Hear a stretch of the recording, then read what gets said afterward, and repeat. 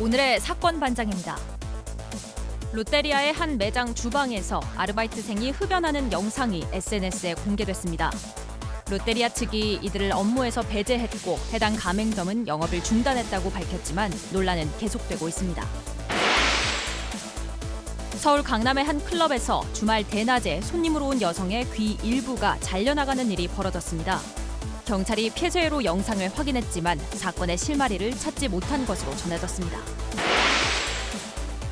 60대 남성이 갈등을 빚던 이웃 주민의 집에 침입해 불을 지르겠다며 휘발유를 뿌리고 협박했습니다. 법정에서 남성은 겁만 주려고 했고 불을 지르려는 의도는 아니었다고 주장했습니다. 자신을 위협하는 동거남으로부터 벗어나기 위해 몸싸움을 벌이던 중 흉기를 휘두른 40대 여성이 무죄를 선고받았습니다. 국민참여재판 배심원들은 무죄 판결로 결론을 냈습니다. 아유, 안녕하십니까. 안녕하십니까. 안녕하십니까. 아유, 안녕하세요. 안녕하십니까. 안녕하십니까. 예, 아유, 오랜만에 뵙습니다. 이렇게 앞쪽으로 가로질러 오는 거. 오늘 두 번째입니다. 자, 진실 추적자 사건 반장 시작합니다. 화요일, 수요일 이틀간 우리 가족 여러분 안녕하셨습니까? 저는 무척이나 뵙고 싶었는데 이 가족 여러분들은 어떠셨는지 모르겠네요. 자, 대선을 코앞에 둔 시점이라 예측할 수 없는 상황들이 앞으로도 몇 번은 더 있을 거란 생각이 드는데 그럴 때마다 좀 너그럽게 용서해 주셨으면 합니다. 자, 정말 많은 우리 가족 여러분들이 오늘 일찍 들어오셔가지고 이틀 못 보는 동안 너무 갈등에 시달렸다 이런 말씀들 해주시고 계셔서 저희가 더 죄송합니다. 자, 오늘 출연자 소개해 올리죠. 자, 사회부 백민경 기자, 그리고 백성문 변호사, 자, 그리고 오윤성 순천향대 교수, 박지훈 변호사 나오셨습니다. 안녕하세요. 네, 안녕하세요. 예. 자, 방송 왜 안 해요? 원본호 잘렸니 하신 박인자님. 예, 여기 이렇게 저는 살아 있습니다. 저 좀 잡아주십시오. 예. 알고 봤더니 제 친한 친구도 사반 가족이었어요. 완전 신기해 하신 정아님, 미리밍님, 이시영님, 성인수님, 소정님 모두 사랑합니다. 자, 재미는 물론 의리로 함께하는 사건 반장, 대한민국과 전 세계 동포 가족 여러분의 시선을 모아서 출발합니다.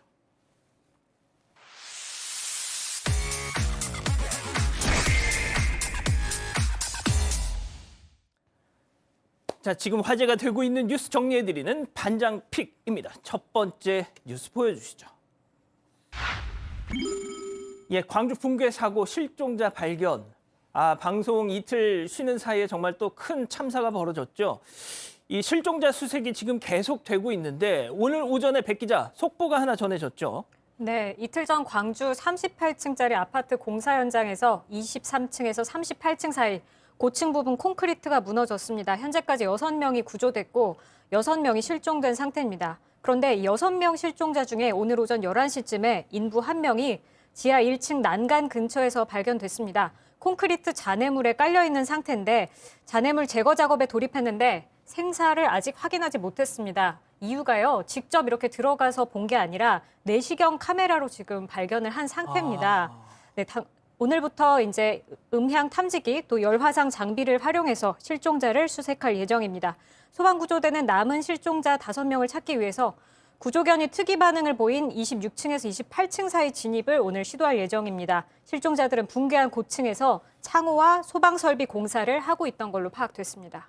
그러니까 발견했다고 해서 무슨 정말 구조하고 이런 단계가 아니라 그냥 사람이 있다는 걸 지금 내시경 카메라로 확인만 했다는 건데, 자, 이 붕괴 우려 때문에, 추가 붕괴 우려 때문에 수색 작업 이 난항을 겪고 있다는데 실종자 가족들 차라리 내가 들어가서 구조하겠다 이렇게 울면서 호소하고 있습니다.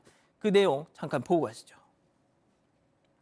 부모님이 전화를 했었는데 처음에는 이제 한 2번 신호가 가더니 그 후로부터는 전화기가 꺼져 있더라고요.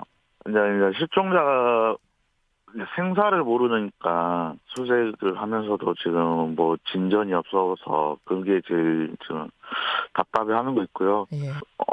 본인들이 차라리 들어가겠다 하시는 분들도 있었고, 그냥 앞에서 그냥 건물만 보고 있는 분들도 많이 있다 보니 지금 많이 힘들어 하더라고요. 다른 분들도.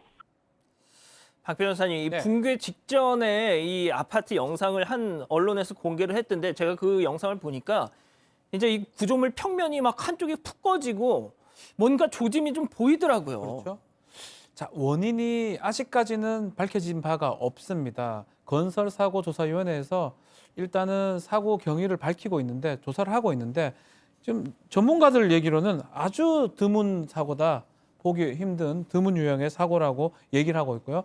좀 전에 진행자가 얘기한 것처럼 10여 분 전에 공사 상황을 찍어놓은 게 있다고 합니다. 그 영상이 지금 발견됐기 때문에 그걸로 봤을 때는 어떤 사고의 원인이라든지 사고 상황이라든지 또 사고 결과 어떻게 돼 있는지 그것은 좀 분석이 가능할 것 같아요. 그 예. 분석을 통해서 사고 원인 또 실종자를 수색하고 있는 상황입니다. 그 이용섭 광주시장이 오전에 기자회견을 한 걸 보니까 이게 아니다 싶으면 저 이 아파트를 다 그냥 철거를 하고 새로 짓는 방법도 고민하겠다 이런 얘기도 했더라고요. 네, 지금 저 아파트 올해 11월에 입주 예정인 아파트입니다. 아이고. 근데 저기 들어가실 분들 한번 생각을 해보죠. 그러니까요. 지금 저기 안전성이 담보되지 않은 상태에서 입주하는 게 과연 가능할까라는 생각이 드실 수밖에 없는 건데요. 그래서 이용석 광주시장이 안전성이 확보되지 않는 경우 철거에 재시공하는 것까지 검토를 하고 있고 예. 이 5군데 정도 이 시공사가 지금 현재도 공사를 하고 있는데 광주에서 여기에 대해서 즉시 공사 중단 행정명령까지 내린 상황입니다. 예. 일단은 지금 경찰 수사도 좀 빨라지고 있는데요. 현장에서 철근 콘크리트 공사를 하청받아서 시공한 업체 등 3곳에 대해서 압수수색 진행했고요. 거기서 작업 일지 같은 서류 등을 확보를 했습니다. 이 업체 대표하고 이 시공사인 현대산업개발공사 현장 사무소장 또 감리자에 대해서 출국 금지 금지를 신청한 상황이고요. 또 현대산업개발의 현장 소장 이 40대를 업무상 과실 치사상 혐의로 지금 입건을 한 상황입니다.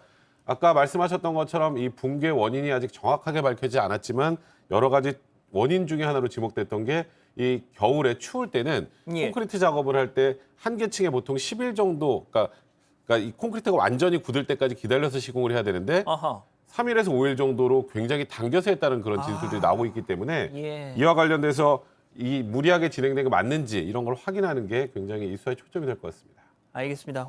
아무튼 이 실종자분들 빨리 가족의 품으로 돌아오셨으면 싶네요. 자, 두 번째 뉴스 바로 이어가죠. 끝까지 조종간 잡았다입니다. 자, 백 기자, 지난 11일 이 추락한 공군 F5 전투기 조종사 고 심정민 소령 민가를 피하려고 끝까지 조종관을 놓지 않고 사투를 벌였던 정황이 드러났습니다. 맞습니다. 경기 수원지 기지에서 이륙한 다음에 상승하던 중에 일어난 일인데 당시 조종관을 잡고 있었던 고 심정민 소령 2차례 비상 탈출 절차를 준비했는데 결국은 순직했습니다. 전투기는 주택 몇 채가 있는 마을 불과 100m 옆에 떨어졌습니다.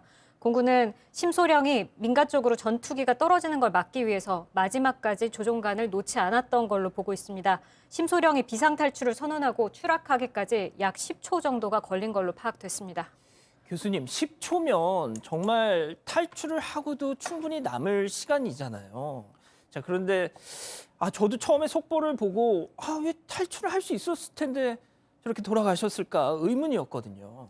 지금 이제 이번에 사고가 난 이 기종의 F5가 상당히 이제 구형으로 알려져 있습니다. 그런데 이제 중요한 것이 우리가 두 가지를 따져봐야 될 텐데 우선 이 조종사가 자기가 탈출을 하려고 했으나 비상 탈출 장치가 제대로 작동이 안 돼서 탈출을 못한 것인가 하는 것이 중요한데요. 예. 지금 이제 이 비행기의 비상 탈출 장치가 2013년에 교체를 한 신형이라 그래요. 그러니까 마지막 순간에 자신의 의지에 반해 가지고 작동이 안 됐을 가능성은 전혀 없다. 그렇기 때문에 지금 이제 저렇게 추정을 하는 것이고요. 예. 그다음에 이제 두 번째는 평소에 이 조종사의 비행 기량이 어땠는가. 지금 이제 화면에 나오고 있는데 저분이 작년 11월에 호국 훈련 유공으로 표창을 받을 정도로 굉장히 우수한 조종사였고 특히 예. 이제 학생 조종사 시절에 비행 연구에 매진을 해서 비행 훈련을 우수한 성적으로 수료를 했다. 그리고 평소에도 이제 전투 조종사의 기량이 상당히 뛰어났다 이렇게 전해지고 있습니다. 근데 통상 보게 되면 우리 한국의 전투 조종사들 같은 경우는 이런 경우에는 끝까지 민가를 의식을 해서 조종관을 놓지 않는 그런 경우가 많아요. 이번 같은 경우도 주택에서 한 100여 m 정도밖에 떨어져 있지 않다니까 그야말로 100여 메다라면 0. 몇 초 만에 이렇게 갈 수 있거든요. 예. 그래서 작전 중에서 이렇게 됐기 때문에 순직 처리가 될 것이고요. 특히 그 보고 군장 같은 것이 추서될 것으로 그렇게 예상이 됩니다. 알겠습니다. 아무튼 삼가 고인의 영면을 기원합니다. 자, 세 번째 뉴스 바로 이어가죠. 아, 택배차의 여성 노출 사진입니다. 이거 좀 영상을 보면서 말씀을 드려야 되겠네요. 자, 보여주시죠. 자, 보시다시피 택배 차량 안쪽인데 대형 포스터가 붙어 있습니다. 그런데 이 느낌이 좀 싸하시죠? 예, 아파트 단지에 배달을 하는 택배 차량이 저렇게 여성의 몸이 나신이 이렇게 드러나 있는 사진을 붙인 채 운행을 하고 있었던 겁니다. 자, 박 변호사님. 네. 이거 문 좀 닫고 다니지 이거 그렇죠. 좀. 진짜. 문을 좀 닫아도 되나 모르겠는데 하여튼 문을 열어놓고 뒤에 작업을 하는데 포스터가 많이 붙여져 있는데 지금 보이는 것처럼 아주 큰 포스터로 보입니다.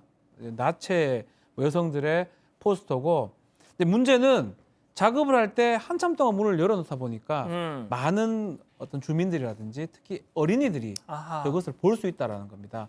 그래서 문제점을 지적한 것 같아요. 저 좀 시정을 좀 해달라라고 요청하니까 택배 회사에서는 조치를 했다라고 하는데 아직까지 그대로 지금 와서 왔다 갔다 하는 것 같거든요. 아직까지 저 포스터가 붙여져 있고 아마 뭐 정확하게 뭐 확인 안 돼. 지입 차량일 가능성이 높아요. 택배 차량은. 그렇다면 택배 운전 기사 본인 차량이라면 그 함부로 또 회사에서 어떻게 할 방법도 없고요. 그러다 보니까 계속적으로 그냥 그렇게 서비스를 지금 하는 걸로 또 불만을 좀 제기하고 있는 그런 상황입니다. 예. 교수님, 어떤 이제 일부 누리꾼들은 아니 자기 차에 자기가 좀 저런 사진 붙이고 다닌 것도 지금 뭐 검열을 받아야 되느냐 뭐 이렇게 또 얘기를 하시더라고요.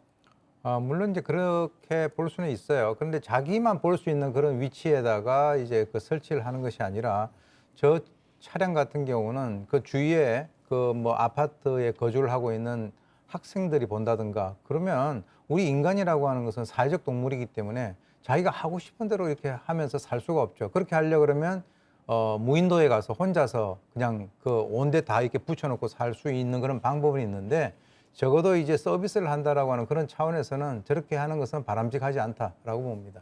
알겠습니다. 자, 네 번째 뉴스 바로 이어가죠. 차선 양보했는데 손가락 욕입니다. 자, 이것도 영상 함께 하시죠. 자, 이 자주색 경차를 주목해 주십시오. 차선을 이렇게 변경하죠. 자, 지금까지는 별일 없는데 우측 깜빡이를 켜고 이 차선을 또 바꿉니다. 자, 그런데 이 자주색 경차 잠시 후 이렇게 사라진 줄, 화면에서 지금 딱 사라진 줄 알았는데 갑자기 다시 오더니 끼어들기를 또 시도합니다. 그런데 창문을 내리면서 이제 법규 손가락 욕을 하면서 심지어 야 너 따라와 뒷차 이 블랙박스 차량을 해서 야 너 따라와 일로 와봐 지금 그러고 가고 있어요. 자, 근데 정작 따라가니까 그때는 또 아무 말도 않고 그냥 가버렸다고 하더라고요. 자, 잠깐 이 당시 상황 좀 들어보시죠. 네, 나하고 싸우고 싶어요?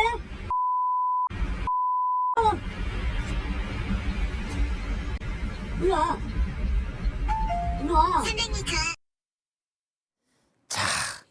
저런 사람들 야 너 따라오라 그래서 따라가면은 저런 사람들 꼭 그냥 가버려. 보통은 따라오라고 하고 가보면 거의 없습니다. 그러니까요. 지금 이 그 블랙박스 영상을 제공해 준 분이 그 온라인 커뮤니티에 양보해 줬더니 욕하고 뭔가 겁을 먹어서 도망간 분당 자주색 모닝을 찾습니다. 이렇게 글을 올린 건데요. 지금 보신 영상처럼 처음에 그냥 뭐 들어오는 듯 말 듯 하다가 갑자기 훅 들어오면서 이제 아까 말씀하셨던 것처럼 가운데 손가락을 펴 올리는 그런 창문을 열고 욕을 하고 그것 때문에 지금 따라가는데 결국 이제 도망갔더라 이런 얘기인데 이 작성자가 혹시 분당이나 수지 쪽에서 저 차량 주인 아는 사람 있으면 좀 어떻게든 좀 신고를 좀 하고 싶다. 그래서 일단 보복 운전으로 신고를 해놓은 상황이라고 하는데 지금 저 차 그 과정을 보면 저게 보복 운전이나 뭐 특수협박으로 처벌될 정도의 수준이 좀 애매는 합니다. 그렇습니까? 너무 갑자기 끼어든 것 같지는 않아서 그리고 추가로 모욕죄로도 고소해서 처벌받게 하고 싶다고 얘기하셨는데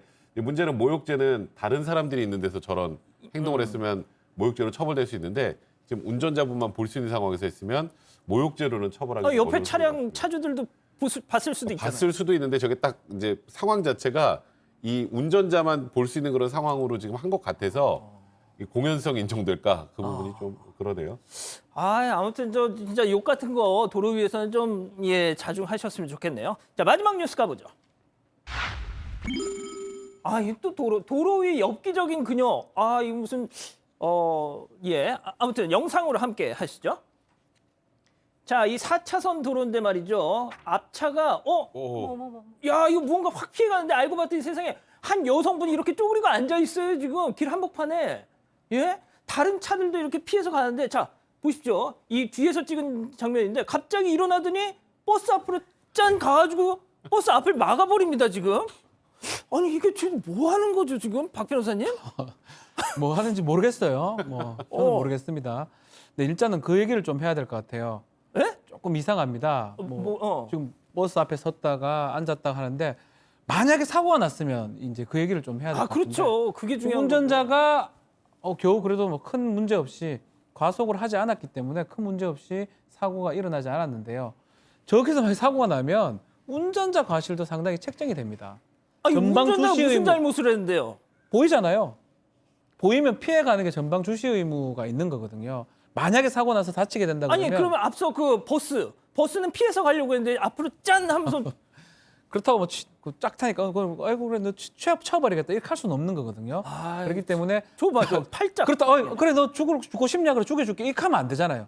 상식적으로. 그렇기 때문에 정지가 되는 거고 만약에 저렇게 엽기적으로 앉아 있을 때 사고 났다 그러면 운전자도 한 40% 아니면 절반 정도 책임을 좀 져야 되는 상황이 될 수가 있습니다. 그 얘기 좀 드리고 싶습니다. 진짜 교수님 짧게만 좀 부탁드릴게요. 아니 뭐 운전하는 사람이 뭐 죄인입니까 이거? 예? 글쎄요. 지금 제가 보니까 저거는 저런 현상만 우리가 보는 것인데 사실 우리 사회에 이제 정신적으로 건전하지 못한 그런 분들이 상당히 많다라고 하기 때문에 운이 좋지 않으면 저런 상황까지도 우리가 접할 수 있다. 그러니까 늘 그 방어 운전을 갖다가 하셔야 된다. 저는 그렇게 결론을 내고 싶습니다. 야, 진짜 이거 봐도 정말 무섭네요 이거. 폴짝 그냥. 알겠습니다. 자, 오늘 반장픽 이렇게 정리하고요. 오늘 사건 이어갑니다.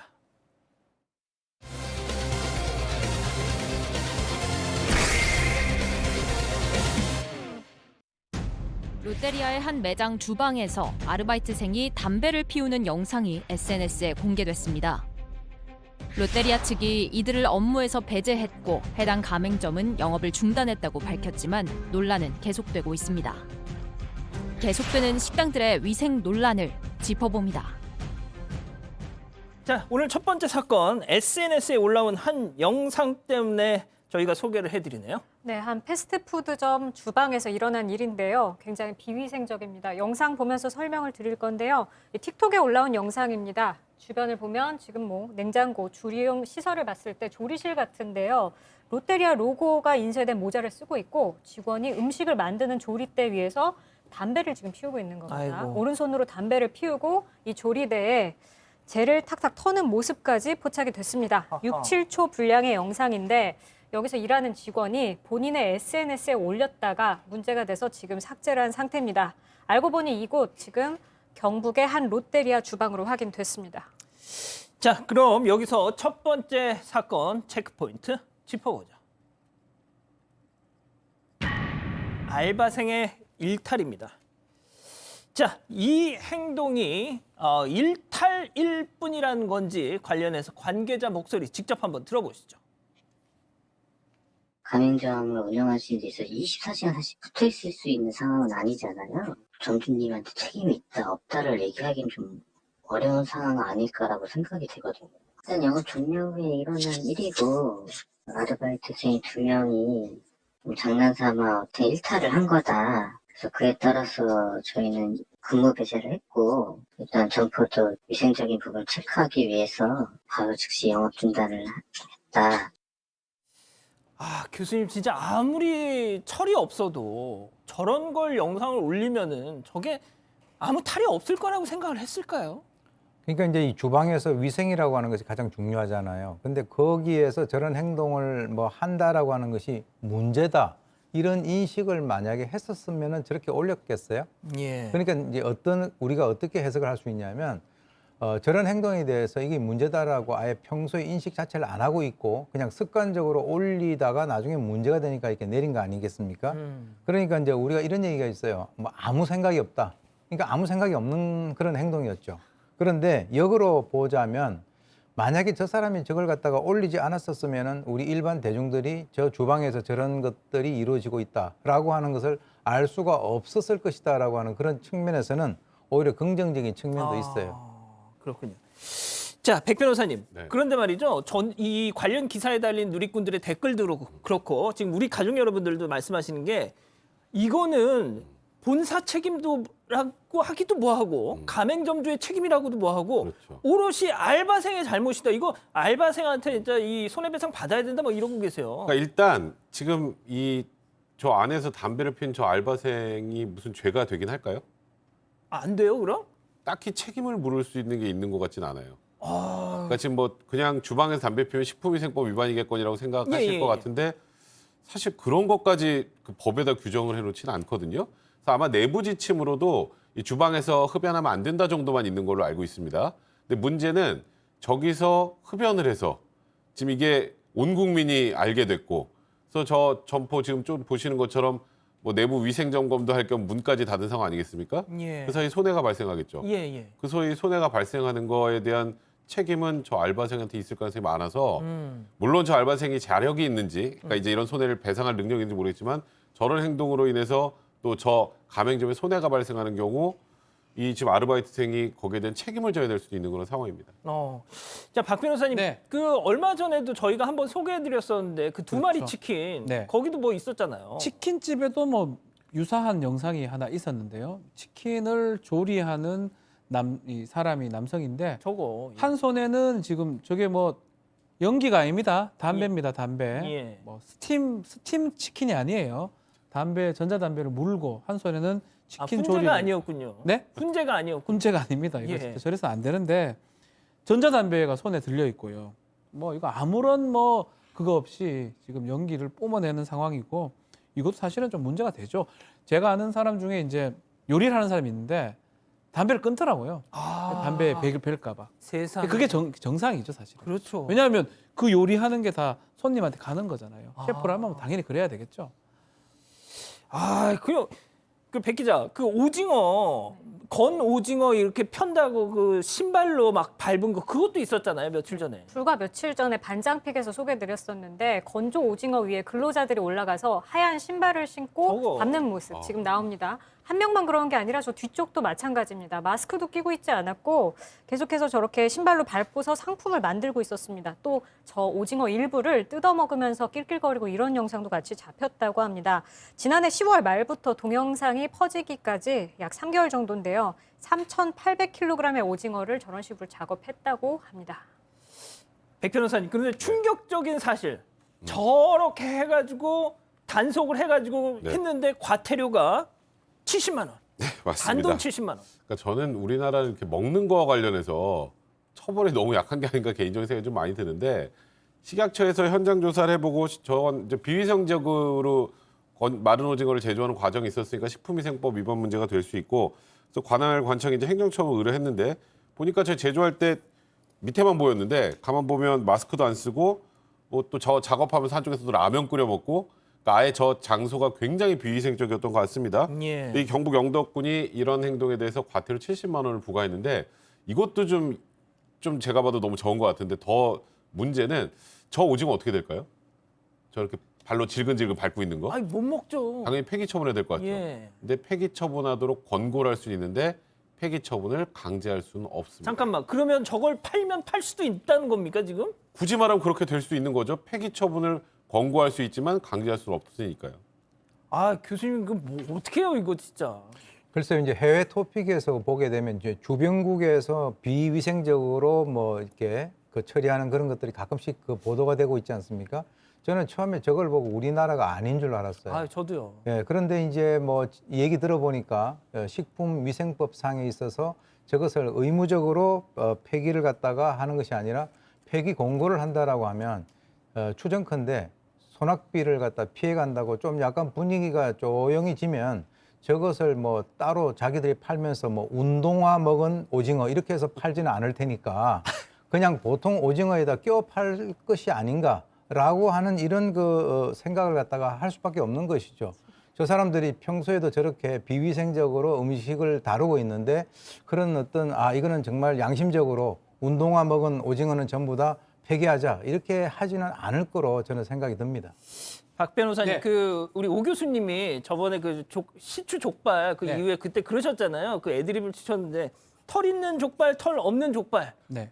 그 뒤로 약간 좀 운동화 밟힌 오징어 이렇게 표현을 하셨었는데 처벌을 받을 수는 있습니다. 그리고 그런 법제가 있죠. 좀 백 변호사 설명을 했지만 식품위생법 위반이 되는데 이 문제가 있죠. 법적으로는 예컨대 한 5년 이하 5천만 원의 벌금에 처할 수가 있는데 이웃 나라인 중국 같은 경우는 정말 제대로 걸리면 뭐 사형까지는 아니라 정말 중범죄로 처벌되는 경우 우리 봤습니다. 징역형을 받습니까? 받는 경우 많이 봤을 겁니다. 이웃 나라는. 근데 우리나라는 법률은 그렇게 규정이 돼 있지만 대부분 벌금으로 아니면 말했던 과태료로 끝나는 경우가 많습니다.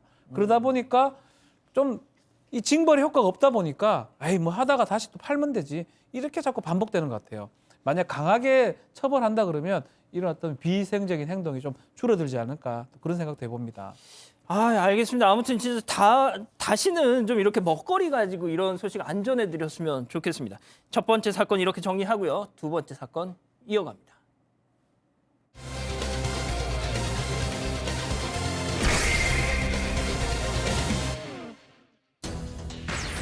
서울 강남의 한 클럽에서 주말 대낮에 손님으로 온 여성의 귀 일부가 잘려나가는 일이 벌어졌습니다. 경찰이 폐쇄회로 영상을 확인했지만 사건의 실마리를 찾지 못한 것으로 전해졌습니다. 사건의 전말을 파헤쳐봅니다. 자, 이거 정말 저희가 이틀 쉬면서 있었던 여러 사건들 중에 이것도 정말 충격적인 사건이었어요. 네, 저도 이틀 동안 이 사건이 제일 이해가 안 돼서 일단 밝혀진 것부터 말씀을 드릴게요. 지난 9일인데 낮에 이 여성이 20대 여성인데 서울에 있는 클럽에 가게 됩니다. 거기서 술을 마시는데요. 일단 술을 마신 시간이 오전 11시 30분부터 낮 1시 반까지입니다. 술을 근데 너무 많이 마셨대요. 엄청 만취한 상황이었는데 뭔가 이 클럽 관계자가 당신 지금 귀가 좀 이상해 하면서 119를 불렀다고 합니다. 이 귀가 다친 건데 이 여성 너무 취해서 당시에 바로 응급실로 가서 치료를 받지도 않고 일단 자기 괜찮다고 하고 집에 갔다고 합니다. 백 변호사님, 요즘에 이제 그 방역 지침 때문에 심야에 이 클럽 영업을 못 하니까 이렇게 낮에 하나 보네요. 새벽에 열어서 낮에 끝나는 데들이 좀 있다고 하네요. 그러니까 아마 그런 곳에서 술을 마셨던 것 같습니다. 근데 이 여성이 지금 말씀하셨던 것처럼 지금 다치고 나서 그 이후에 처음에는 괜찮다고 하면서 뿌리치고 집에 갔는데 아마 술에 너무 많이 취해서 그랬던 것 같고요. 술을 깨서 보니까 이제 귀가 굉장히 심각하게 닫혀 있는 걸 본 거죠. 다음 날 새벽 4시쯤에 병원 응급실을 찾아서 치료를 받고 좀 경찰에 신고를 한 건데 저희 사진을 제가 자세히 설명드리면 어렵습니다만 이 여성이 SNS에 본인의 귀 상태를 사진으로 올렸어요.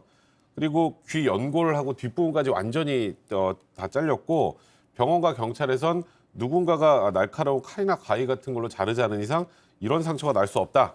그래서 경찰에 신고를 했고 응급실에서 급하게 수술을 했다고 합니다.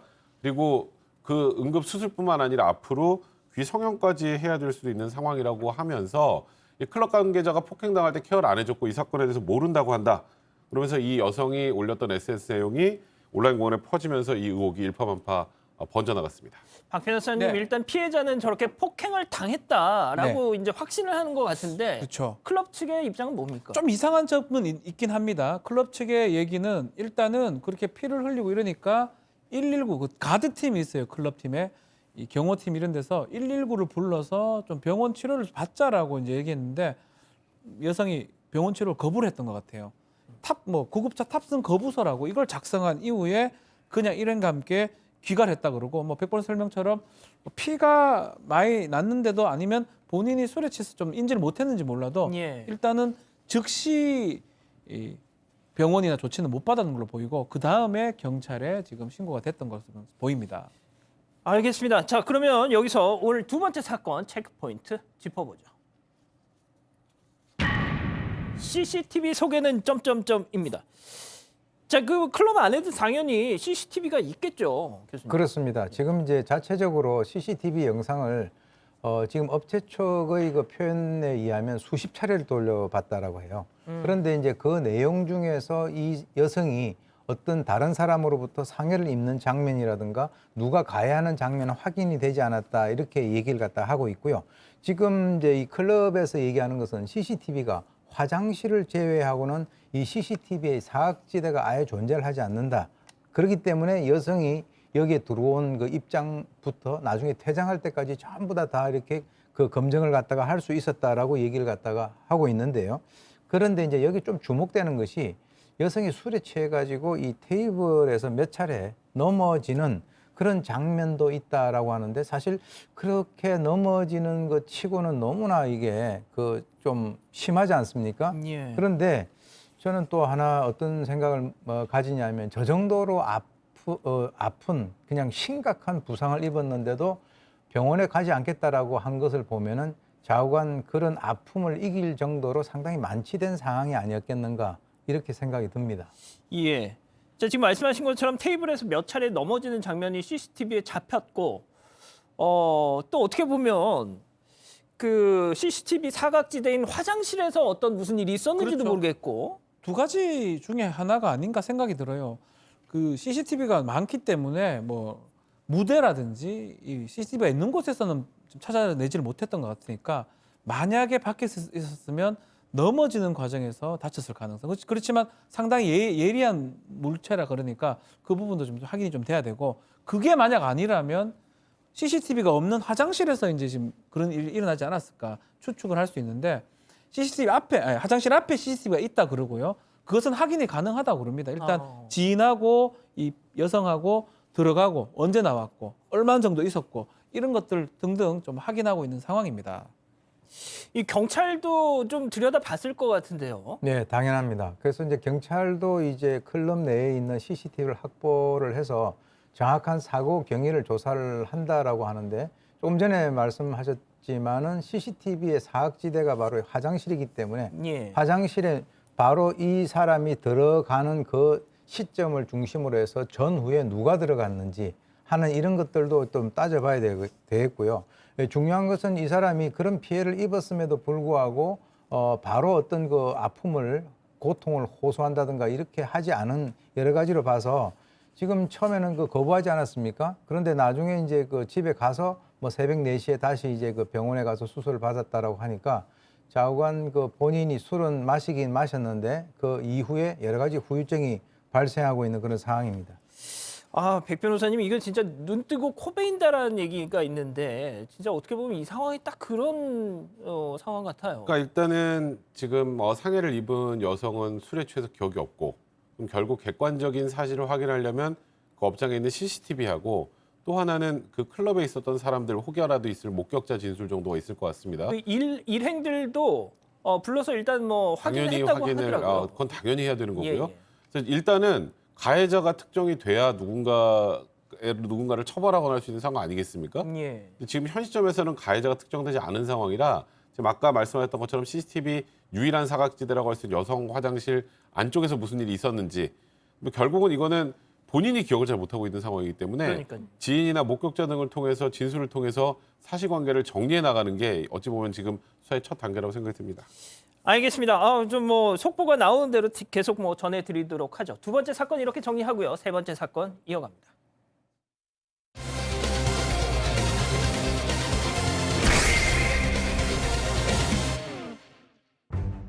60대 남성이 갈등을 빚던 이웃 주민의 집에 침입해 불을 지르겠다며 휘발유를 뿌리고 협박했습니다. 남성은 법정에서 겁만 주려고 했고 불을 지르려는 의도는 아니었다고 주장했습니다. 재판부는 어떤 판단을 내렸는지 알아봅니다. 자, 이겁니다. 60대 남성이 이웃 주민의 집에 쳐들어가서 휘발유를 뿌렸다. 도대체 무슨 사연이 있었길래 이런 행동을 한 걸까요? 네, 지난 7월 충남 금산에서 있었던 일인데요. 한 60대 남성이 오전 6시입니다. 아침인데 다른 60대 남성을 찾아갑니다. 이웃 주민이기도 하고 또 이장이었다고 하는데 그런데 그냥 간 건 아니고 휘발유 1.5리터를 들고 갔습니다. 좋은 의도로 가져간 건 아닌 것 같습니다. 두 사람 사이에 약간 다툼이 있었다고 하는데 얼마 전 마을에서 소금을 공동 구매를 했었대요. 예. 근데 누가 그걸 그냥 홀랑 가져간 겁니다. 어허. 그래서 이거 가지고 둘이 계속 다툼이 있었고 뭐 이제 따지는 과정에서 이 마을 이장인 남성이 전화를 뚝 끊어버리고 그래서 저렇게 휘발유를 준비해서 지금 찾아간 상황이라고 합니다. 백 변호사님, 저도 통화 상대방이 뭐 인사 안 하고 그냥 툭 끊어버리면 기분이 나쁘긴 하죠. 그런데 그렇다고 해서 휘발유를 들고 가진 않잖아요. 그러니까 이 남성이 얼마나 화가 났었는지 저희가 잘 모르겠습니다만 아무리 화가 나도 이건 법적으로 문제가 될 수 있는 행동을 이제 그다음부터 하기 시작한 건데 화가 난 상태로 일단 이 아까 문제가 됐던 상대방 남성 이장 집을 찾아갑니다. 아침에 찾아갔는데 이장은 반일하러 나가서 집에 없었고요. 집안에는 이장의 부인만 있었는데 근데 이 남성이 다짜고짜 집 안으로 들어가려고 하니까 당연히 부인 입장에서는 당신 뭐 하는 거냐고 막아섰겠죠. 그러니까 부인을 밀쳐서 넘어뜨리고 발로 받고 폭행을 하고 아이고. 그리고 다 죽인다, 불을 지르겠다라고 소리를 치면서 거실 바닥, 지금 가지고 온 저 휘발유 통을 가지고 거실 바닥, 소파 옷까지 TV 등에 휘발유를 뿌리며 협박을 했습니다.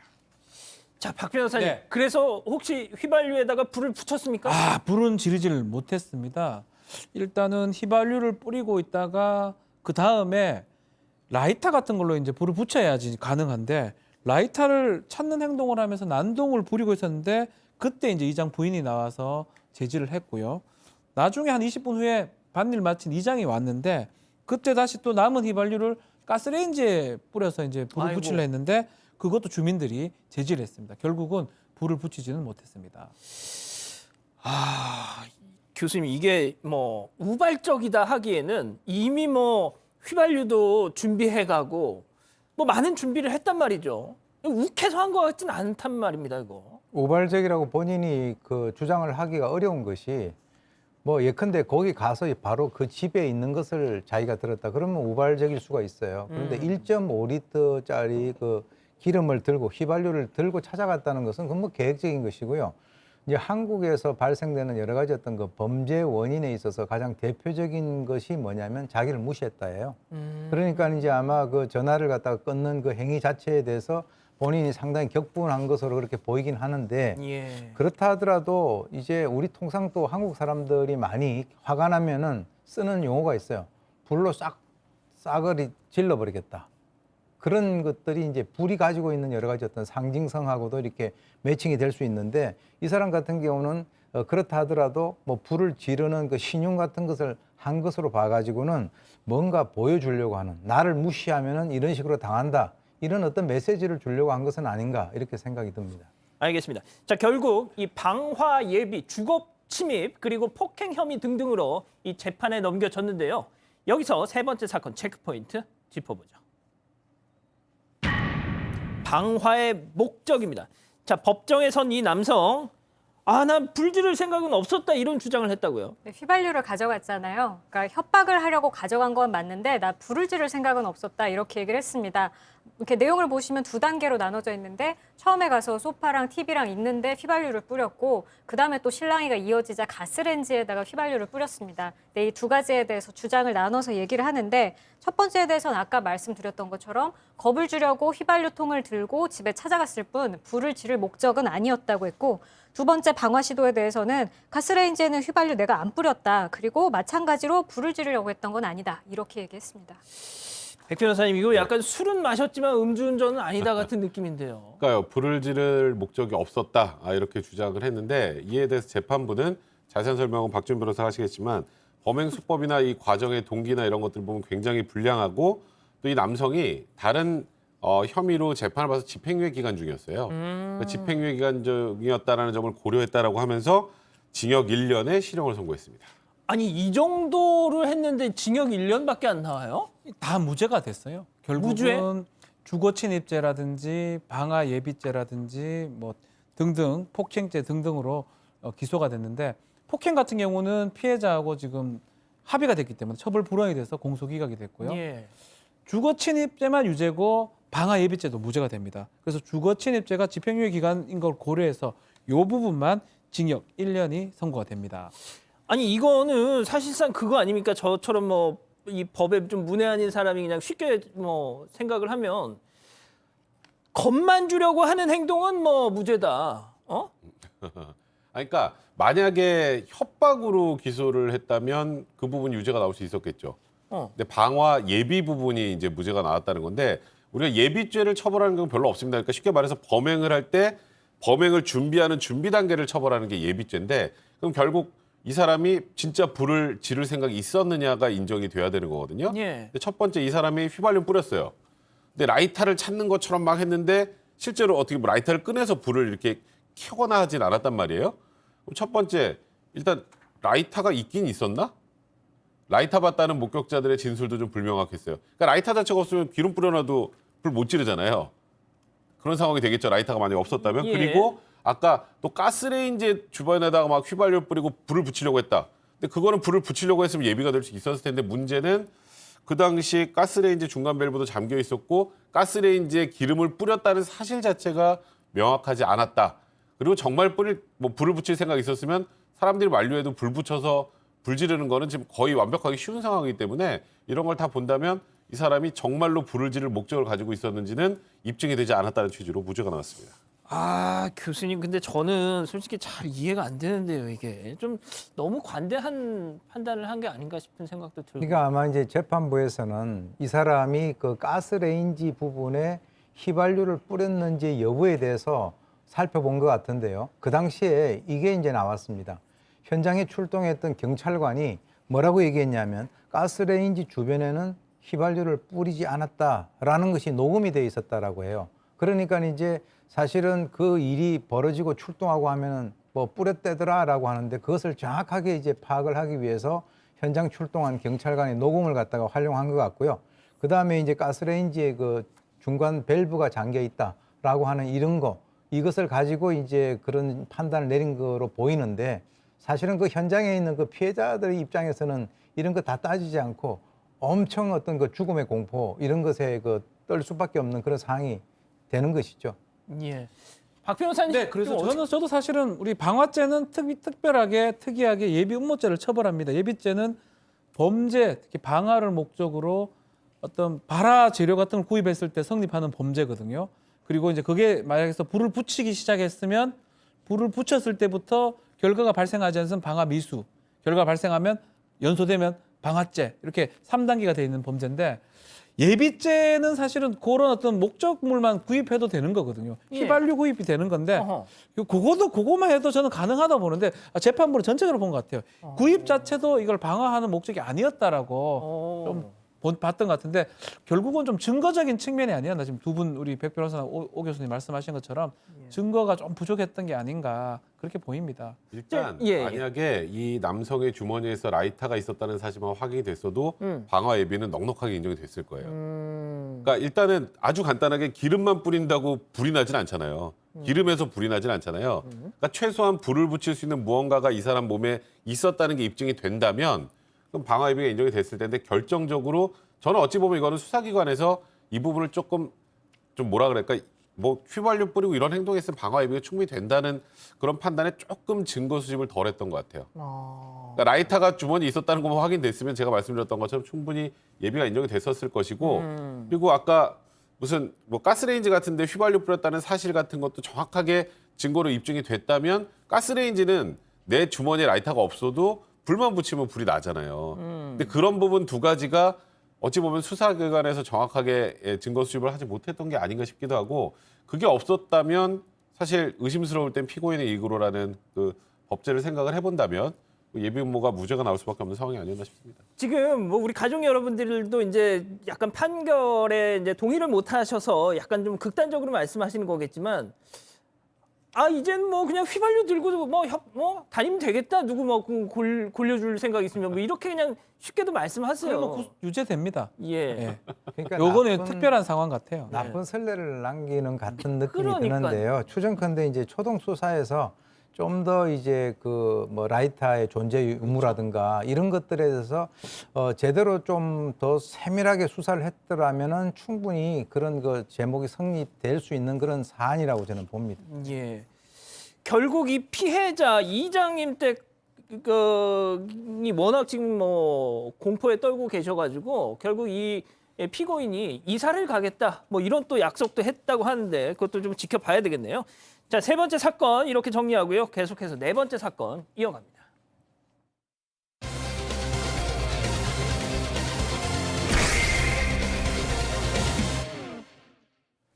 자, 오늘 마지막 사건 재판부의 이례적인 판결 하나를 좀 소개해드리고자 합니다. 자, 김하은 아나운서, 한 동거 남녀에게서 벌어진 사건이었죠?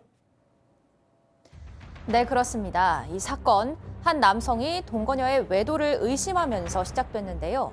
지난해 8월 동거녀는 자신의 친오빠 집에서 하루를 보내고 자정에 가까울 무렵 집으로 돌아왔습니다. 당시 술에 취한 동거남은 다른 남자와 시간을 보낸 게 아니냐며 여성을 추궁했고 급기야 친오빠를 죽이겠다며 흉기를 챙겨서 집을 나섰습니다. 이때 혹시 모를 만약의 상황에 대비해서 뒷주머니에 과도를 챙긴 여성, 무방비 상태인 오빠에게 건네주기 위해서였다는데요.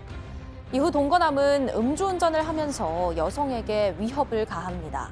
달리는 차 안에서 흉기로 허벅지를 내려치거나 또 흉기를 목에 갖다 대기까지 했는데요. 차가 잠시 멈춘 사이에 몸싸움으로까지 번진 상황. 결국 여성은 계속된 공포에 몰래 챙겨온 과도로 남성을 공격합니다.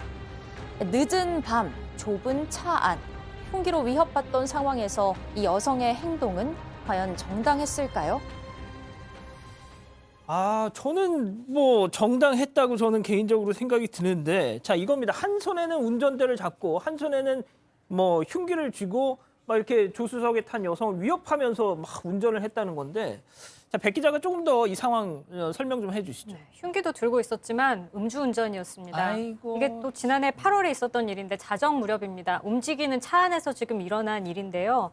당시 운전은 술에 취한 50대 남성이 하고 있었습니다. 그리고 조수석에는 이 동거녀인 40대 여성이 타고 있었습니다.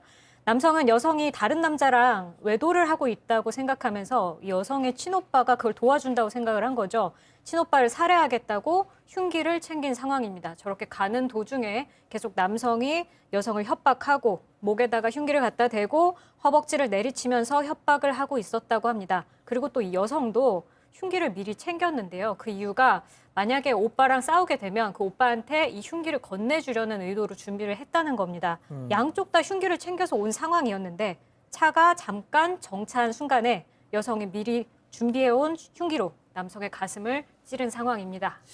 자, 일단 제가 뭐 조금 더 보니까 두 사람 다 한국 국적은 아니었고 중국인이었습니다. 자, 그런데 김하은 아나운서 얘기처럼 늦은 밤에 그것도 음주운전을 하면서 욕설에 흉기로 위협을 받던 상황이면 교수님, 저 여성의 공포는 상당했을 것 같아요. 우리가 이제 몇 가지를 따져봐야 됩니다. 우선적으로 인간은 본능적으로 말이죠. 상대방이 평소에 어떤 행동을 하고 있는가에 대한 인식에 따라서 반응이 다르게 나옵니다. 그러니까 이제 이 여성이 왜 그럼 가도를 들고 그 차에 탑승을 했는가라고 하는 그 문제가 하나 있고요. 그다음에 이제 이 일이 발생되기 바로 직전에 어떤 선행 과정이 있었느냐. 즉 다시 말해서 음주운전에다가 한 손으로 운전하면서 한 손으로 흉기로 막 찔러대고 하니까 이 여성의 입장에서는 그야말로 우리 옛날 이런 게 있지 않습니까? 어머니나 아버지에게 부모로부터 많은 폭력을 당하는 그런 아이들 같은 경우는 본의 아니게 아버지나 어머니가 손을 이렇게 딱 들면은 탁 이렇게 막아요. 그런 어떤 것이 바로 이제 평소에 상대 행동에 대한 인식이 그 사람의 반응에 어떤 그 영향을 미치는가 하는 거하고 직결되는데요. 바로 네. 그거죠. 지금 뭐 이미 또 앞서 또 이 동거 여성이 동거남으로부터 폭행에 많이 또 시달려 왔다 이런 얘기도 있습니다. 그래서 2018년에는 이 맞은 충격으로 고막이 터져서 치료도 받았다고 하는데, 자, 결국 이 사건 법정으로 이어졌습니다. 먼저 이번 사건 체크포인트 짚어보죠. 과잉 방위대 공격 행위입니다. 자, 박 변호사님. 네. 검찰에서는 이걸 어떻게 본 겁니까? 이제 과잉 행위냐, 정당 방위냐, 또 공격 행위냐 이게 되게 중요합니다. 예. 정당 방위가 되면 처벌되지 않고요. 또 광의 방어라 이러면 처벌이 약해지고요. 공격 행위면 그냥 그대로 처벌이 됩니다. 검찰 같은 경우는 공격 행위로 그대로 본 것 같습니다. 가장 중요한 요지가 뭐냐면 여성의 공격 행위다. 예, 흉기를 미리 준비해 갔다는 게 만약에 과잉 방어나 정당 방어가 되려면 어떤 상황에서 흉기가 나오든지 아니면 해야 되는데 흉기를 갖고 갔다는 것은 처음부터 그걸 찌르거나 뭘 하려고 했다고 보는 거고요. 지금 또 앞에 좀 나왔지만 이미 친오빠한테 연락을 할 수 있었는데 그것도 하지 않았다라는 거 등등 봤을 때는 요거는 막기 위해서 했기보다는 이 사람이 공격적으로 나갔기 때문에 이 범죄에서 썼던 흉기는 몰수하고 그래서 징역 1년 1 구형을 했습니다. 근데 흉기 몰수라는 건 뭔가요? 범죄에 이용됐거나 범죄에 득한 것들은 그런 물건들을 몰수를 하도록 되어 있습니다. 흉기가 범죄에 이용된 물건이기 때문에 예. 요거는 이제 몰수 대상이 됩니다. 그렇군요. 자, 그런데 백 변호사님, 저 동거 여성은 나의 정당한 방위 행위였다라고 그러니까 또 주장을 일단은 하네요. 흉기를 미리 가지고 있었던 거, 그게 내가 쓰려고 갖고 있었던 게 아니라 혹시 우리 친오빠하고 뭐 싸움이 나는 경우에 친오빠에게 전해주려고 갖고 왔던 것이다라고 진술을 했고 이런 거예요. 그러니까 저 상황은 정당방위는 안 됩니다. 정당방위는 본인이 방어하기 위한 행위지 저렇게 적극적인 공격 행위 나가는 경우에는 정당방위 인정되는 경우가 없고요. 예. 그러면 이제 하나 이제 이 여성이 기댈 만한 건 정당방위는 아니지만 이게 야간에 그리고 뭔가 흥분되고 당황한 상태에서 이제 좀 과하게 상대방에게 방위 행위를 나아간 경우에는 면책적 과잉방위라고 해서 아예 처벌이 되지 않는 게 있거든요. 그걸 주장을 했던 겁니다. 자, 박 변호사님, 네. 그럼 정당방위는 우리가 많이 하는 그겁니다. 내용이죠. 네. 근데 지금 백 변호사님 말씀하신 이 과잉방위라는 네. 게 정확히 어떤 개념 차이가? 정당방위라는 것은 현재의 부당한 침해를 방어하기 위해서 막는 행위인데 그것이 상당한 이유가 있을 때 처벌되지 않습니다. 미국과 다르게 상당한 이유가 있어야 돼요. 현재의 부당한 침해도 있어야 되고 그것을 막기 위해서 해야 되는데 그거 말고 방어가 조금 과하게 됐을 때 공격까지는 아니지만 이런 경우? 그런 게 과잉 방어가 됩니다. 다른 건 요건을 맞아요. 현재 부당한 침해가 있고 방어하는 게인데 또 상당한 이유 정도는 좀 부족할 수 있고 그 방어 자체가 가했을 때 그런 것은 형을 감경할 수 있고요.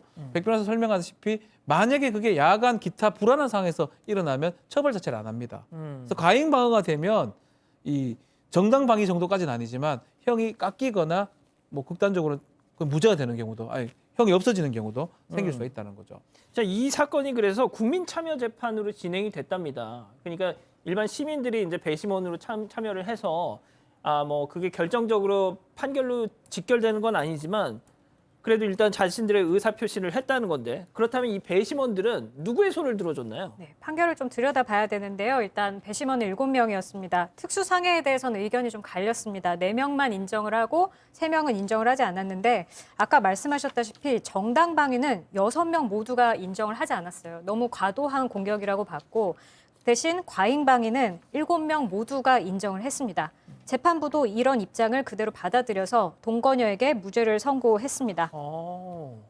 자, 그러면 이게 과잉방위가 인정이 됐다라는 건데, 저도 이제 사건 반야에서 이런 유사한 사례들 뭐 많이 전해드리지만 약간 좀 이례적인 것도 같네요.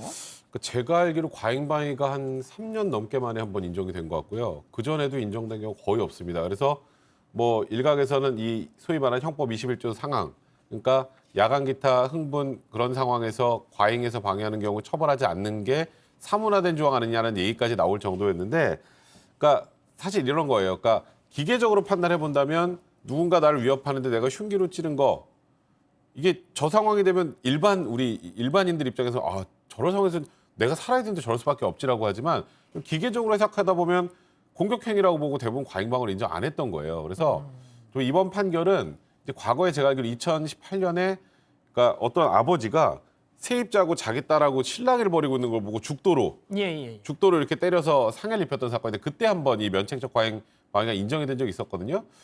조금 일반인의 상식에 부합하는 판단이 많이 나오려면 우리가 봤을 때 여기서는 이럴 수밖에 없지 않았을까라고 한다면 이 면책적 과잉방위가 종종은 나와야 되지 않을까라는 개인적인 생각이 좀 들긴 합니다. 그걸 너무 엄격하게만 판단하는 게 맞는지에 대해서는 좀 의문이 드네요.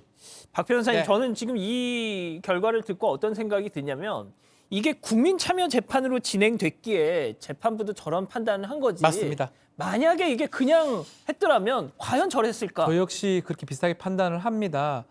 이게 이 과잉 방어, 이 면책적 과잉 방어 적용된 게 거의 없었거든요. 과잉 방위 적용된 게. 그 이유가 뭐냐? 법관이 제3자적 시각에서 자꾸 보다 보니까 적용이 좀 어려웠던 것 같고요. 근데 이제 배심원들은 일반 국민들이잖아요. 예. 일반 국민들의 법 감정에 따를 때는 이게 가능했다라는 것 같아요. 2심은 참여 재판이 아닙니다. 2심에 지금 갈 경우는 뒤집어질 가능성도 있긴 한데요. 1심에서 이렇게 이 국민 배심원의 판단이 있었던 걸 봤을 때는 2심도 판사가 조금 더 꼼꼼하게 판단할 걸로 좀 보입니다. 예, 알겠습니다. 오늘 사건 이 정도로 정리하고요. 다음 사건 연구소 이어갑니다.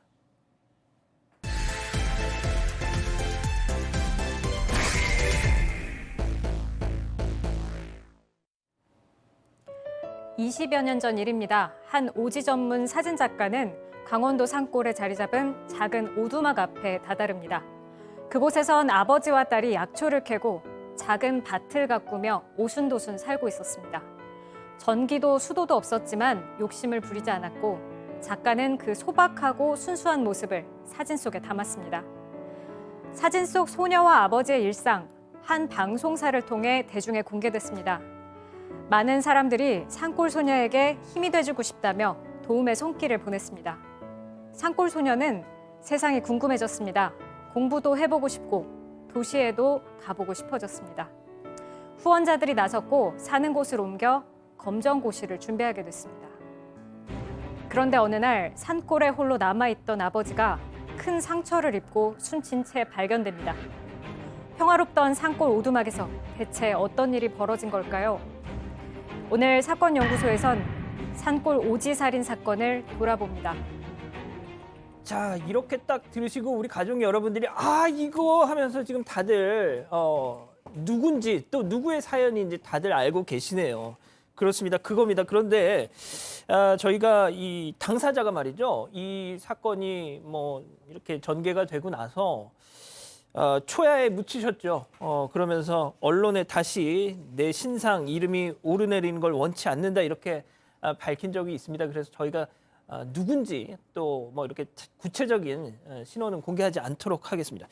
자, 일단 이 사건 산골 마을에서 살고 있는 아빠와 딸이 신문과 방송을 통해 공개되면서 시작이 됐어요. 맞습니다. 20여 년 전이면 지금은 이제 도로교통이 많이 좋아졌는데 지금도 이 동네에 가려면 4시간이나 걸립니다. 차로 가는데도요. 당시에는 행정력이 닿지 않는 곳에서 예전 모습 그대로 살던 사람들이 있었고 또 이 모습을 찍는 사진 작가들이 있었습니다. 이 사진 작가 다른 사람 집을 찾으려 산골을 헤매다가 이 부녀가 사는 곳에 가게 됐는데요. 2000년 초반이면 도시 사람들은 인터넷도 있고 휴대전화도 있었는데 두 사람은 전기와 수도 등 문명의 혜택을 거의 받지 못하는 상황이었고 또 화전이라고 하죠. 들을 태워서 농사를 짓고 또 산에서는 약초를 캐고 이렇게 살아가고 있었습니다. 자, 그래서 저 사진 작가가 찍은 몇 장의 사진이 저 부녀의 인생의 진짜 터닝 포인트가 됐습니다. 저 사진이 상당히 좀 감동을 좀 받을 수 있었고요. 그러다 보니까 큰 방송국에서 다큐멘터리 제작을 합니다. 맞습니다. 5부작 다큐멘터리 제작인데 거기에서 보면 자연 속에 살아가는 부녀의 모습도 나오고 이 소녀가 공부도 하고 싶고 예컨대 뭐 휴대폰으로 사람들하고 연락도 하고 싶고 뭐 이런 것들을 좀 했는데 이게 CF에 좀 찍게 되는 상황이 생깁니다. 그러다 보니까 지금 나오는 저 장면이 사진입니다. 예. 당시 그 통신 광고에 맞습니다. 나왔던 그 실제 CF입니다. 집이잖아요. CF. 그래서 저 광고를 찍게 되니까 나중에 이제 이 주소로 책들이 막 옵니다. 공부하고 싶다 그러니까 책이 너무 많이 와가지고 광을 하나 만들어요. 창고 같은 거. 그 정도로 책도 오고 나중에 도시 후원자가 생겨가지고 도시로 나와서 검정고시도 친다고 그렇게 얘기를 들었습니다.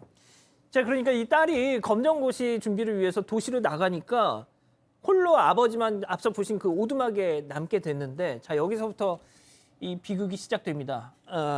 교수님, 그 홀로 남은 아버지가 숨진 채 발견이 됐잖아요. 네. 안타깝게도 2001년 2월 12일 날 아버지가 이제 그 살해된 그 시신으로 발견이 됩니다. 그래서 이제 그 현장을 보니까 원래 이 문을 갖다가 이 바깥쪽으로 열게 돼 있는 건데 그것이 안쪽으로 부서질 정도로 이제 그 안쪽으로 들어가 있었고요. 그 다음에 이제 그 아버지가 그 시신이 이불로 이제 덮여져 있었는데 자세히 보니까 왼쪽 쇄골에 깊은 상처가 있었고 그리고 이제 콧등에도 핏자국이 있었는데요. 상당히 이게 좀 그 의문스러운 것인데 최초의 이 경찰은 바로 이분이 지병으로 사망한 것이다. 이 50대 초반인데요. 무슨 지병으로 이렇게 사망을 합니까? 그렇게 결론을 내렸는데요. 국가수에서 이제 흉기에 찔려서 숨졌다라고 하는 그 부검 결과, 그리고 이제 이건 무슨 소리냐, 타살 아니냐 하는 이런 여론 때문에 결국 경찰이 재수사에 착수를 해가지고 한 달 뒤에 용의자를 검거를 했는데요. 그게 이제 어떻게 됐냐면 이 훔친 10만 원짜리 수표를 가지고 서울 시내에서 노래방에서 사용을 했다는 거예요. 그래서 이제 범인 같은 경우는 왜 그러면 네가 이런 범행을 했느냐, 범행 동기에 대해서 물어보니까 광고료 등으로 받은 돈이 많을 것으로 생각을 해서 강도살인을 한 건데 실제적으로는 훔친 돈이 12만 4천 원이었습니다. 세상에. 정말 안타까운 일이죠. 예. 이 당시 피의자가 양재동이라는 사람인데 교도소에서 출소한 지 1년 갓 넘은 서울에 살던 자였습니다. 그런데 뭐 CF, 뭐 신문, 뭐 이런 뉴스를 보면서 바로 저거다 해가지고 서울에서 세상에 버스를 타고 이 삼척, 이 산골까지 찾아갔다는 거죠. 심지어 사전 답사까지 하고 범행을 저질렀다는 겁니다. 자, 그런데 말이죠. 백 변호사님, 비극이 여기서 끝난 게 아니었습니다.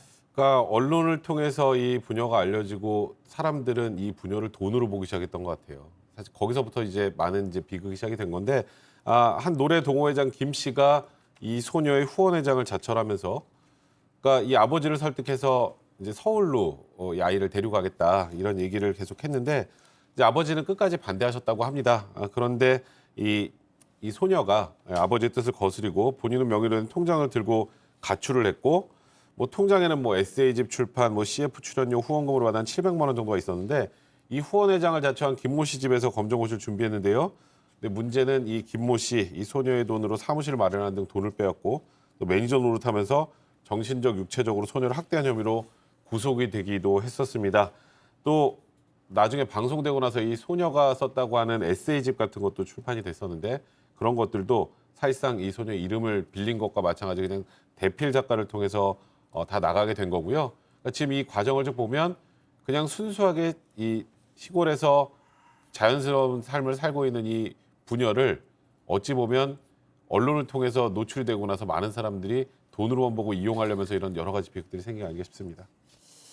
아이고, 세상에 후원 회장이라는 사람이 이런 짓을 했군요. 그 아버지 살인범 같은 경우는 무기징역을 받았습니다. 제가 알기론. 자, 백 기자. 이 정도로 세상에 산에서 살다가 내려와가지고 속세의 사람들한테 시달렸으면 저 같으면 진짜 인연을 끊고 싶겠어요. 제가 이 당시 신문 기사를 찾아봤는데 아버지에게 성공한 모습 보이고 싶었는데 내가 너무 큰 실수를 했다. 이렇게 고백하는 장면이 있습니다. 아버지를 이제 다치게 한 세상을 잊고 싶다. 그러면서 세상이 너무 무섭다. 이런 말을 남기고 돌아갔습니다. 아버지도 자기 때문에 어떻게 보면 목숨을 잃게 됐고 또 자기가 믿었던 후원 회장에게도 보복을 당했고 이랬기 때문에 그대로 산속으로 사라져서 비구니가 됐다고 합니다.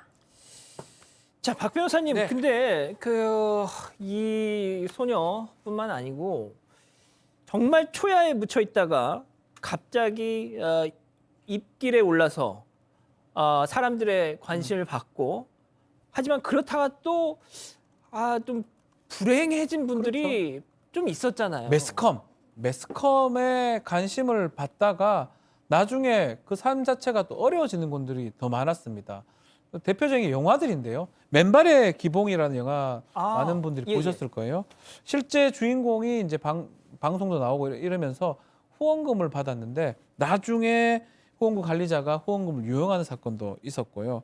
가족까지 돈을 빼돌렸다고 해서 충격을 받았는데, 또 영화 원앙소리 같은 경우는 또 할머니 할아버지 나왔던 영화면 독립 영화인데 되게 인기를 많이 끌었죠. 이 문제는 막 그 할머니 할아버지 집에 막 사람들이 찾아오기도 하고 언론 찾아오기도 해서 결국은 상당히 힘들었다는 얘기도 있고요. 영화 집으로도 이것도 되게 유명했던 영화인데, 그 유승호 씨 어렸을 때. 그렇죠. 유승호 씨가 나왔던 어린이로 치킨 사달라 하니까 딱 백숙 해주시고 막 이랬었죠. 그 할머니도 그 할머니 집에 막 유명세 실은 그 할머니가 집에 좀 찾아오기도 하고 또 어떤 사람들이 막 오기도 하고, 그래서 결국은 그 고향을 등지고 자식들하고 살게 됐다는. 결국은 매스컴이 그 사람들의 일상적인 생활을 바뀌어버린, 나쁘게 만들어버린 뭐 그런 사례들이 꽤 많이 있습니다. 이제 그 할머니 조남이 김을분 여성가 그렇게 제가 기억하는데 아마 예 아무튼 그렇습니다. 자, 백 변호사님. 네. 아 그런데 정말 저도 이제 뭐 그 언론 종사자로서 그러니까 이런 만약에 이런 유사한 상황이 벌어졌으면 저희 사건 반장에서도 정말 뭐 요즘 화제가 되고 있다면서 또 소개를 했을 거예요. 예. 네, 근데 이제 이게 문제는 이제 언론이나 혹은 이 여러 매스컴 매체에서 접근을 해서 이게 화제가 되면 그 다음부터는 이 사람들을 이용해서 또 다른 시청률을 올리건 돈을 벌건 이런 생각들을 하게 됩니다. 아까 기봉이라고 얘기를 했었는데 그 맨발의 기봉이라는 영화까지 나오면서 예. 사람들의 관심을 집중시키는 그런 효과를 낳는데 문제는 그 이후에 그들의 삶이 어떻게 되는지는 관여하지 않아요. 관심도 없는 것 같고 저는 그런 생각이 좀 많이 듭니다. 그러니까 내가 이 사람들을 통해서 프로그램 혹은 영화, 드라마를 기획하면 좋겠다라고 하고 그 이후에 이분들의 삶에 대해서는 별다른 고려를 하지 않다 보니까 처음에는 국민들한테 와 되게 신선하고 좋다라는 느낌을 주긴 하지만 이분들의 삶이 파괴되는 경우들이 있기 때문에 뭐 그 당시에 그 상권선언편에 관여했던 한 방송 관계자가 잡지 기공을 통해서 자책의 심경을 밝히기도 했는데요. 그러니까 언론과 사실 이 매스컴의 책임감도 분명히 좀 더 가져야 되지 않을까 싶습니다. 예. 교수님, 제가 죄송합니다. 예. 왜요? 아니 저도 이제 뭐 유사한 상황이 벌어졌으면 저도 이제 뭐 사건 반장에서 또 이제 뭐 이게 좀 자제를 해야죠. 예. 사실 이제 이 순수한 사람들이 언론에 이렇게 노출되거나 대중에 노출되면 오염될 수 있는 그럴 가능성이 상당히 높아요.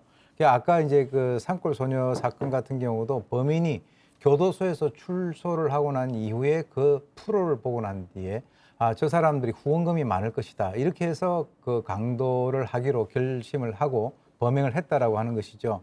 그러니까 뭐 아까 후원회 얘기도 나왔고 출판사 얘기도 나왔는데 조용히 가만히 잘 살고 있는 사람들 건드려 가지고 결국은 한 집안을 풍파로 몰아넣었다는 그런 측면에서는 뭐 우리 언론도 마찬가지고 그리고 이제 주위에 그런 마음을 먹고 접근하는 사람들도 마찬가지고 이 반성을 갖다가 해야 되는 그런 상황이 아닌가 이렇게 생각이 듭니다. 알겠습니다. 반성하겠습니다. 자, 일단 오늘 사건 연구소 이렇게 정리하고요. 이어서 사건 현장 이어갑니다.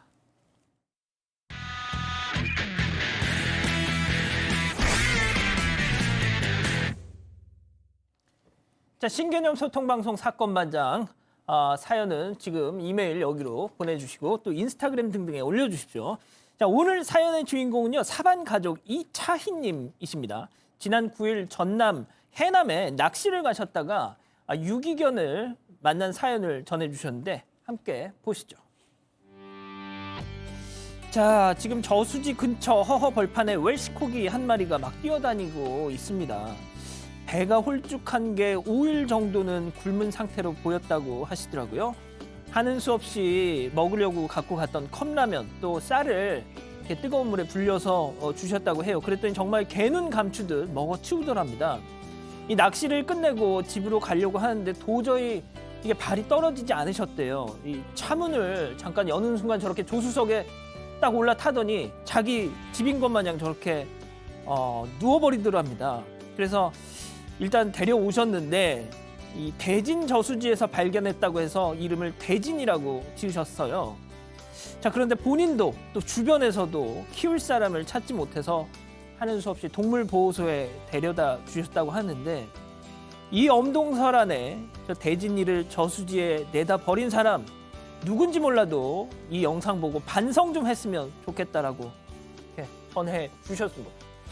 아무튼 대진이가 빨리 좋은 주인 찾아서 좋은 가정으로 좀 갔으면 싶습니다. 자, 오늘 찾아갈 첫 번째 현장 미국으로 가보시죠. 지금 뭐가 떨어졌나요 지금? 네, 지금 로스앤젤레스 경찰관 보디캠에 찍힌 영상입니다. 선로 위에 비행기 한 대가 찌그러진 채 놓여 있습니다. 자세히 보니 한 조종사로 보이는 남성의 몸이 조종석에 끼어 있는 상태입니다. 이 모습을 본 경찰관들이 지금 남성을 끌어내려고 하고 있습니다. 당시 긴박했던 상황 들어보겠습니다.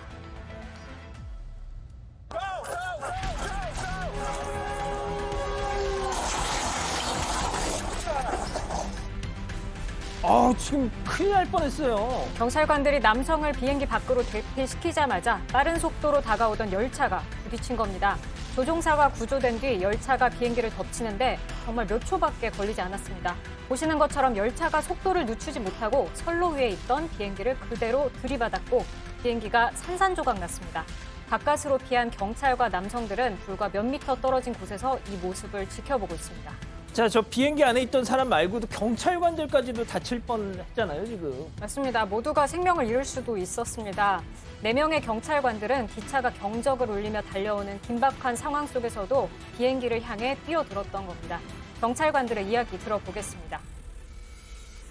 When we realized the train was stopping, my first initial thought was we got to get him out. As soon as we got him out, that's when we heard the collision with the train and the plane. Without our teamwork, without all of us pitching in and having the same mindset, which I think any officer on the department probably would have felt the same way, he might not have made it. 현지 언론에 따르면 남성은 인근 병원으로 옮겨져 치료를 받고 있습니다. 생명에는 지장이 없는 걸로 알려졌습니다. 또 열차에 타고 있던 사람도 다치지 않은 걸로 전해졌습니다. 아니 근데 왜 저기 선로 위에 있었던 거예요? 비행기가 선로 위에 비상 착륙한 원인에 대해서는 아직 알려지지 않았습니다. 경찰관들이 추락 신고를 받자마자 현장에 도착할 수 있었던 건 경찰서가 저 지점에서 멀지 않은 곳에 있었다고 합니다. 경찰관들의 빠른 대처 덕분에 남성은 2번이나 죽을 고비를 넘기면서 기적적으로 살아남았습니다. 박 변호사님 지금 뭐 뚫어져라 쳐다보고 계십니다. 지금. 놀랍습니다. 예. 저렇게 정말 찰나를 극복하고 살았네요. 예, 별로 하실 말씀이 네. 없으셨나 보네요. 너무 놀라워서. 알겠습니다. 예, 다음 현장 미국 산호세로 가보시죠. 이거 지금 뭐 사람들이 막 네. 어이구야.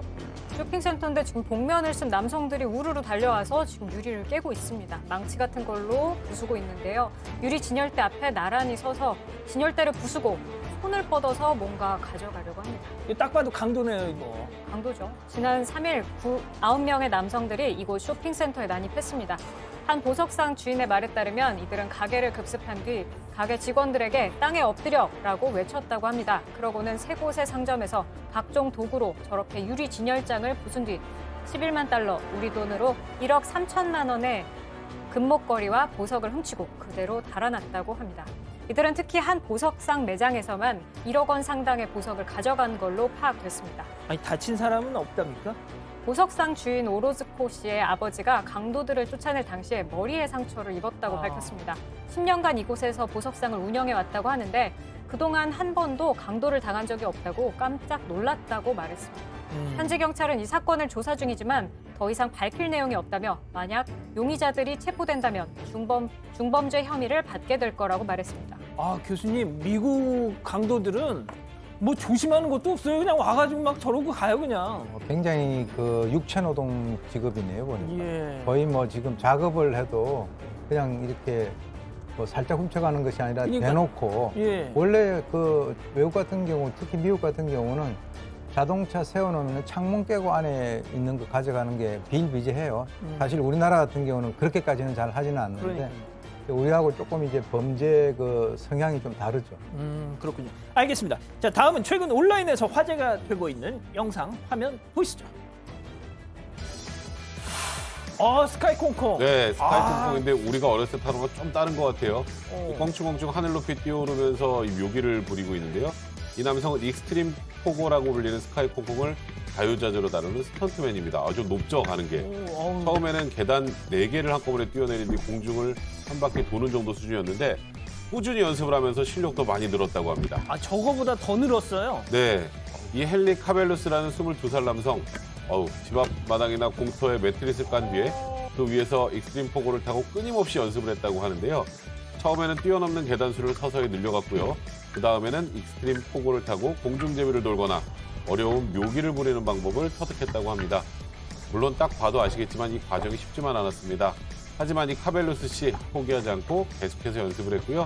최근엔 익스트림 폭우를 타고 17개의 계단을 넘는 묘기에도 성공을 했다고 합니다. 아, 진짜. 와, 진짜 저거. 오, 와. 7살 때부터 스카이 콩콩 타는 법을 배웠다고 해요.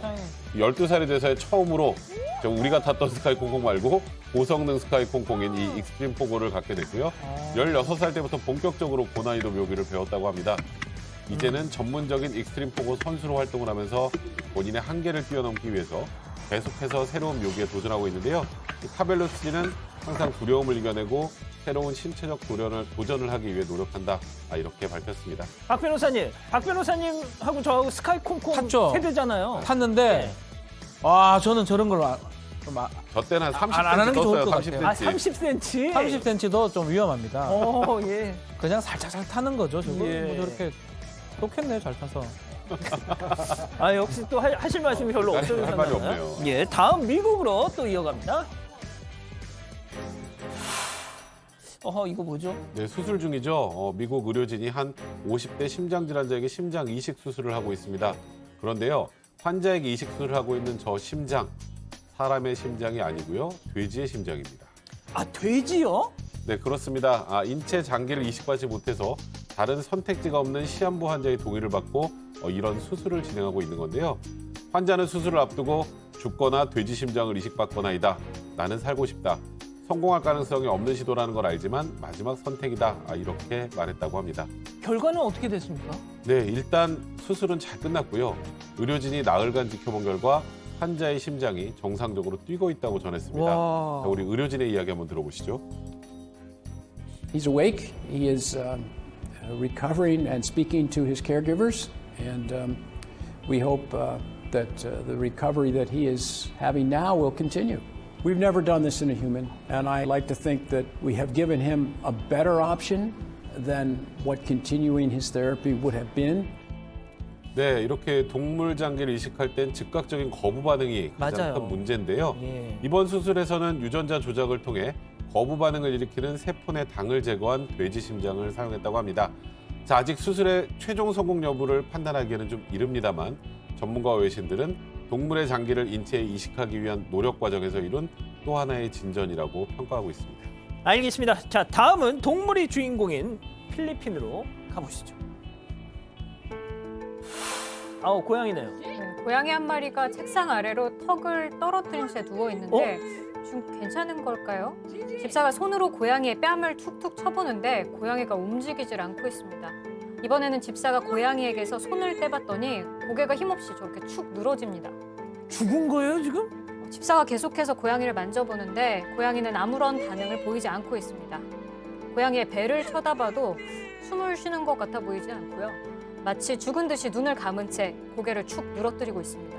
당황한 집사, 고양이를 흔들면서 울기 시작합니다. 집사가 계속해서 고양이 얼굴을 흔들자 지금 고양이가 갑자기 몸을 일으키더니 귀찮다는 듯이 책상 위에 머리를 올려놓습니다. 진짜 자고 있었던 거 아니에요? 이거? 그래서 저도 저 고양이가 죽은 줄 알았는데요. 알고 보니 자고 있었던 겁니다. 지지라는 고양이라고 하는데 1살밖에 안 됐다고 합니다. 전날 아주 깊은 잠에 빠져 있다가 집사가 몸을 흔들자 1분 만에 깨어났다고 합니다. 그러고는 귀찮다는 듯이 저렇게 다시 잠을 청한 겁니다. 정말 깊은 잠을 자고 있었던 건지 아니면 단지 귀찮아서 죽은 척을 하고 있었던 건지 모르겠습니다만 살아있어서 다행입니다. 집사는 나를 속이다니 건방진 고양이라면 농담을 던지기도 했습니다. 아니 근데 진짜 고양이들이 진짜 특이하게 자요. 저희 집 고양이도 사람처럼 이렇게 대자로 뻗어서 자요. 그래서 이거 뭐지 막 싶으면서 쟤 진짜 특이하네요. 저러면 피 쏠릴 텐데. 왜 고양이 죽은 영상을 보여주나 막 이랬는데. 그러니까요. 교수님 뭐 하실 말씀이 없으신가요? 뭐 주인을 농락하고 있군요. 네, 그러니까요. 알겠습니다. 우리 가족 여러분들도 정말 깜짝 놀라셨네요. 자, 잠시 30초간 전환 말씀 듣고 다시 오겠습니다. 채널 고정, 리모컨, 마우스, 핸드폰, 태블릿 다 돈 터치. 센트룸은 몸 깊은 곳에서부터 균형 잡힌 영양을 설계합니다.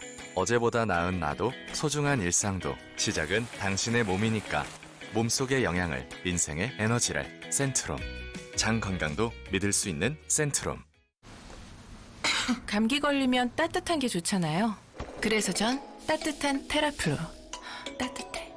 따뜻한 차 형태로 흡수가 빨라 감기를 빠르게. 효과 빠른 감기약 테라플루. 자, 오늘 본방에서 준비한 소식은 여기까지입니다. 잠시 후 유튜브 전용 방송 사반 가족회의가 시작됩니다. 자, 오늘은 이른바 시월드 안건을 여러 준비했는데요. 이 한 온라인 커뮤니티에 올라온 얘기들인데 시부모님에게만 명품 패딩을 사다 준 남편, 또 친정 어머니가 해다 준 음식을 마음대로 다시 조리한 시어머니, 마지막으로 시댁의 묻지마 합가 요구까지 이 각 사연의 이 당사자들 현재 이혼을 결심하거나 고민 중이라고까지 했는데, 자, 우리 가족 여러분들 생각은 어떤지 궁금합니다.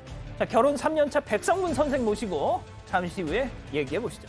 자, 어떤 어려움이 닥치더라도 사건 반장은 가족 여러분들만 믿고 가겠습니다. 본방은 내일도 별이 3개 오후 3시에 다시 오죠. 자나깨나 코로나 조심. 안녕히 계십시오.